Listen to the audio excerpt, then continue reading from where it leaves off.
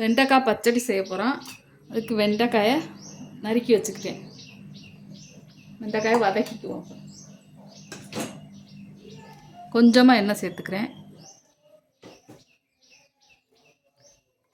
Slow ஃப்ளேமில் வச்சு கொஞ்சம் நேரம் வதக்கிக்குவோம், ஒரு 5 நிமிஷம்.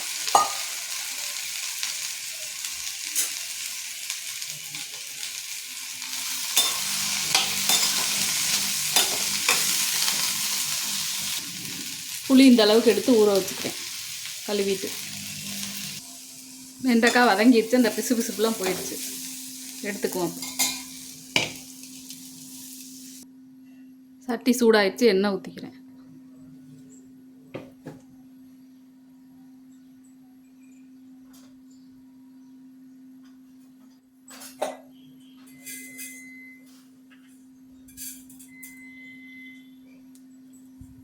கடுகு வெந்தயம் 2 போட்டுக்கிறேன்.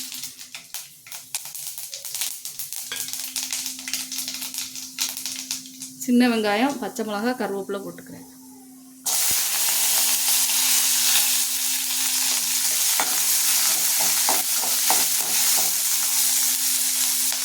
சின்ன வெங்காயம் சேர்த்தா டேஸ்ட்டாக இருக்கும். அதை நீளமாக இந்த ஷேப்பில் நறுக்கும், டேஸ்ட்டாக இருக்கும். நல்லா கல்யாண வீட்டில் வைக்கிற மாதிரி.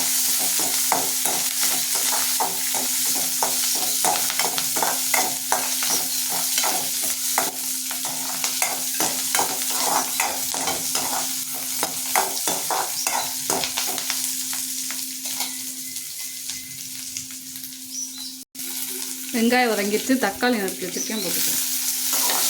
வதங்கட்டும். தக்காளி வதங்கிடுச்சு, வெண்டைக்காயை போட்டு ஒரு 2 நிமிஷம் கிண்டிக்குவோம்.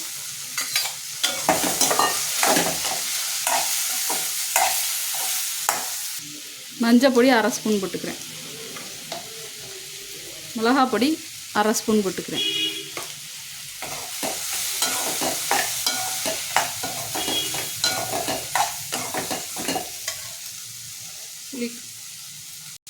புளி கரைச்சி வச்சுருக்கேன், அதையும் ஊற்றிக்கிறேன்.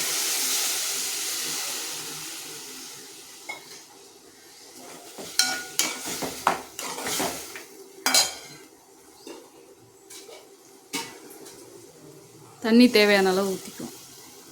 உப்பு தேவையான அளவு போட்டுக்கிறேன். மூடி வச்சுருவோம், வெண்டைக்காய் வேகட்டும். வெண்டைக்காய் வெந்துருச்சு. சாம்பார்லேருந்து பருப்பு கொஞ்சம் எடுத்து வச்சுருக்கேன், அதை போட்டுக்கிறேன். சாம்பார் பருப்பு வேக வச்சேல, அதுலேருந்து கொஞ்சம் எடுத்துருக்கேன். அதை இறக்குறதுனால 2 நிமிஷம் வச்சு கிண்டிக்குவோம். துவரம்பருப்பு. இந்த வெண்டைக்காய் பச்சடி சாம்பார் சாதம், ரசம் சாதம், எல்லா வெரைட்டி ரைஸ்க்கும் நல்லாயிருக்கும்.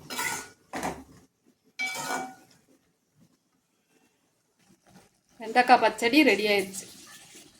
அடுப்பை ஆஃப் பண்ணிக்குவோம். அதே மாதிரி நீங்களும் செஞ்சு பார்த்துட்டு எப்படி இருந்துச்சுன்னு கமெண்ட்ஸில் சொல்லுங்கள்.